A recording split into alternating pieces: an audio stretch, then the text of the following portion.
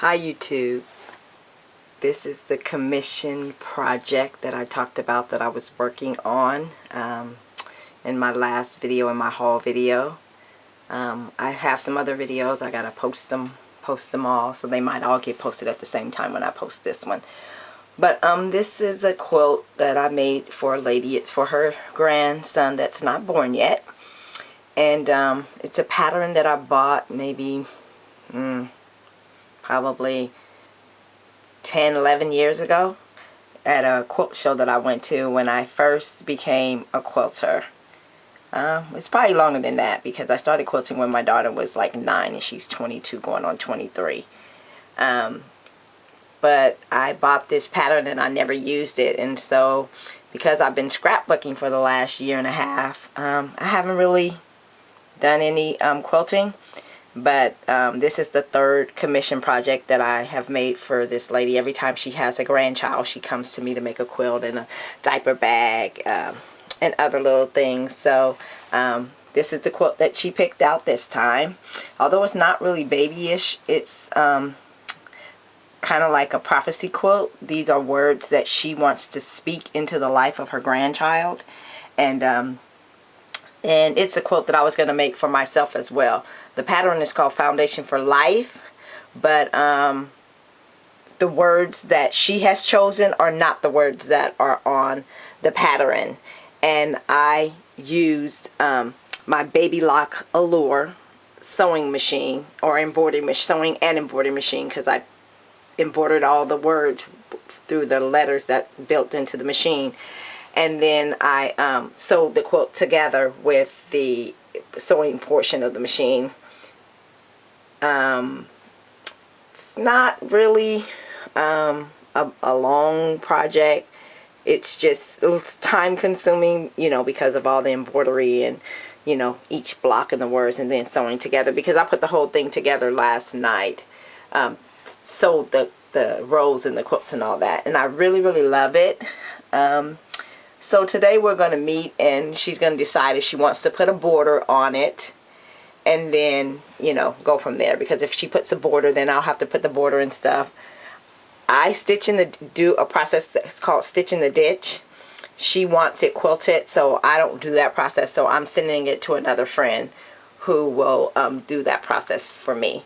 And then when I get it back, then I'll bind the quilt and then finish the other things, because I'm going to also make a diaper bag to go along with it. And I'm going to also make, she wants some ABCs and some 1 through 20, like some flashcards or something, you know, for the baby to play with when he's older.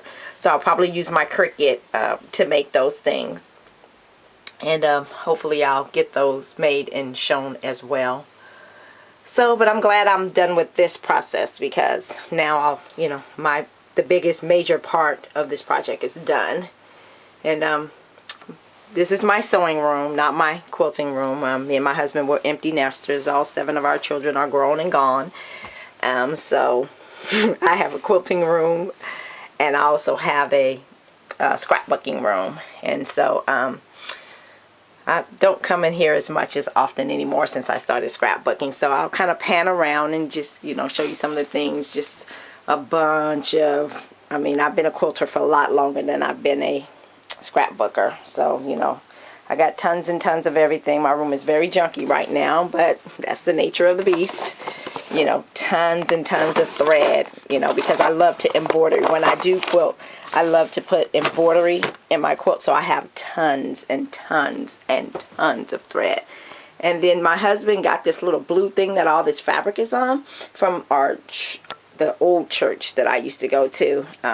They had a school program, and they were throwing this out when the church bought the property, and so they were throwing this out. So we had this when we first got married 16 years ago, and it used to be out in our garage because we had 7 kids. So we used to go to the canned food store and buy a lot of canned foods, and we kept all our canned foods and stuff on this shelf. And then when the kids began to leave and we only had like 1 left at home, we didn't need it out there, so he brought it in here, and I used it to put all my fabric on, my fat quarters and stuff, and just, you know, junky room. And this is the sewing machine that I use to